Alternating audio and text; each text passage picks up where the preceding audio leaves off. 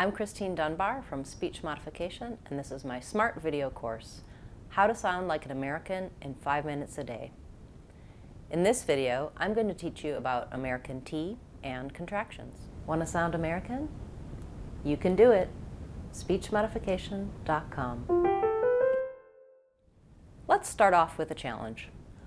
What would you say to your friend if the weather was a lot warmer than usual? I want you to say this phrase before you hear me say it. Maybe even pause the video, turn on your recording tool on your phone, and record yourself saying it. Ready? Say it out loud if you can. If you're on the bus or at work, say it out loud in your head. Okay, go. Chances are you did a couple of things. Number one, you probably said hot and out with a T sound that you could hear, like hot. Out. Or if you speak Spanish, Portuguese, Chinese, Vietnamese, Gujarati, Farsi, French, Hebrew, Italian. Okay, lots of people with lots of different native languages do this. You might have had no T sound at all, like ha, ow. What do Americans do? Neither of those. We don't say our T's like t at the end of the word, usually. We use a stopped T, which is kind of in between the two things you might have done. So I go to make a T and I make it, but I hold it in, like this. Out, out. My tongue goes up to my alveolar ridge. That's the bumpy spot behind my teeth, but it doesn't release, and I don't let any air out. If you can do that, not that, you're going to sound very American. Okay, so we've covered one word in a 3-word phrase. There's a lot happening here. Lot, not lot. How about the T on hot? This one is different because even though it's at the end of the word, it acts like it's in the middle of the word. That's because I don't break between hot and out. Hot, out. I link the two, hot, out. But Americans change the T to more of a D when we link words. So it sounds like hot out, hot out. We do the same thing for T in the middle of a word, like butter, matter, hotter.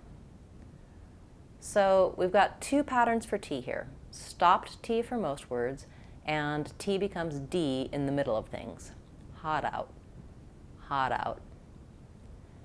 The third thing you might have done when you said this phrase is that you might have said, it is. Notice I wrote it's, but even with that written word as one word, you might have said it is instead. That's okay, people will understand you, but Americans would almost always use it's, not it is. So you're going to sound like you have an accent if you say 2 words there. I have more detailed videos for American T, for saying it's instead of it is, and for contractions. Check them out if you need more details on these patterns. If you're ready to start working on these, here's how to spend your 5 minutes today. Start with the T in the middle. It's going to give you the most bang for your buck. That's an idiom that means to get the best value from something. Using this D for T sound in running speech is one of the most typical American sounding patterns, and it will change how you sound pretty drastically. So try these phrases with the D for T pattern and repeat them a few times, as often as you can. Also, try to hear them when native speakers say them. That will help you remember this pattern and change it in your speech. Try these. What is? What is? Get it. Get it. Got it. Got it. So for all of them, I'm using that medial T. The T sounds more like a D. What is? Get it. Got it. That's it for today. You can leave questions in the comments and I'll answer them. And you can make requests for new videos too. Want more help with your American accent? Subscribe to my channel to get the latest videos.